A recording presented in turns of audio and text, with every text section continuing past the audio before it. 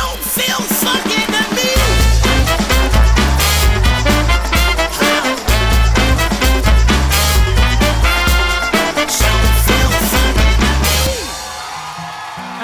From Texas, but I made my way from Dallas, and I know the lonesome sound is following. You play in Stockholm tonight. Your second date on the European tour here. What was the last time playing in Sweden? Was it the Way Out West Festival a couple of years ago? Gothenburg. Yeah. How was that, man? Yeah, I mean, it was awesome. It was. I'll never forget it because I think like the Hives were playing and Prince was playing later that night. Okay. Yeah, so we played, and then we got a chance to. On the same stage that we had played, go down and get in the crowd and get pushed up and mingle with so many people here and watch Prince play. Oh, yeah. And so very different than how you would see Prince in the States. You know? Oh, yeah? It would change it up, or? Well, no, it would seem less accessible in the States. I don't think you'd see him on, well, you will, but it just seems surreal to see him there on a festival so gritty like that. Oh, yeah? Really, really terrific. You also work with legendary producer Rick Rubin once more. Yes. Was it when he came along that you guys really took off to the next level, or? Yeah. I think you can compare it to. You're familiar with the band? Yeah. From Waltz. Absolutely, and they explain where they had like 8 years of amateur and 8 years of professional existence, and for us there was about an 8 or 9 year period where we were in a van and we were just scrapping, and we wouldn't let anyone else produce our records. We wouldn't let anyone else tell us what to do ever. Stay away, don't even try it. And we made a lot of work that way, but we got to a point where we were approached by Rick, and Rick was one of the few people on the planet that we would be happy to have him come in and tell us what to do. Or not that that's what he does. He doesn't tell you what to do. But at that point, I feel like we entered a new chapter. Where we said, okay, this is real, this is professional. Regardless of what anybody says about it or thinks, we know it is, and we've committed ourselves fully to it, as Rick is committed to it, and so I think we entered the second chapter of our existence in a lot of ways.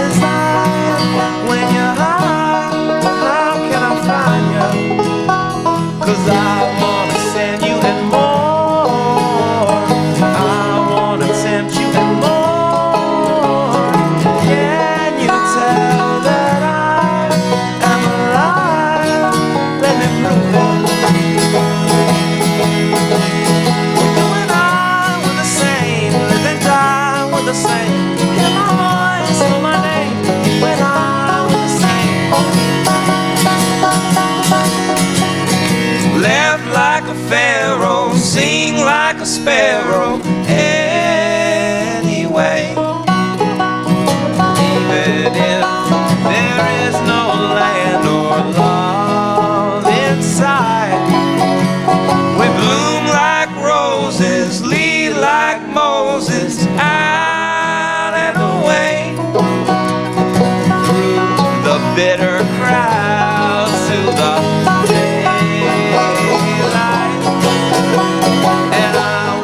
love you and more.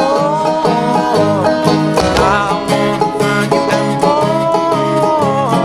Can you tell that I am alive? Darling, let me prove it. Well, you and I were the same, live and die, we're the same. You rejoice, I complain, but you and I were the same, live and die, we're the same. You and I were the same. Hear my voice, know my name. You and I were the same.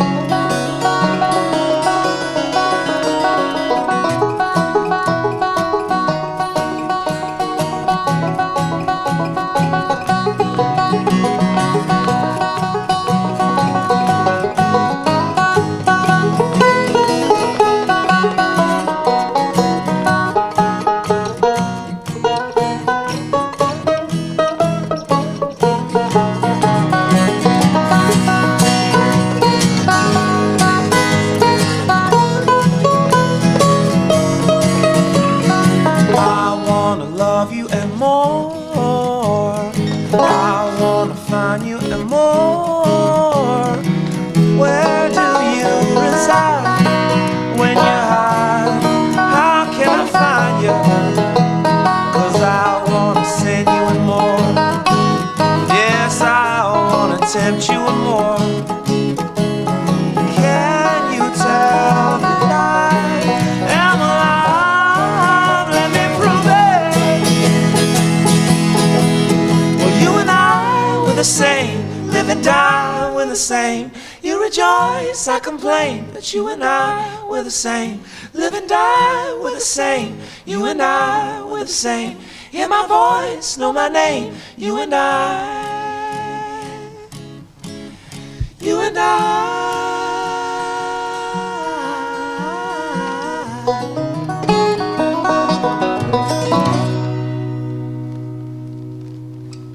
Is it different to play in North Carolina and Stockholm? Or I mean, well, it is, but you know, it's true that they say you have to go away from your home to find the real fans. I think in North Carolina we play. The last time we played for 15,000. Oh.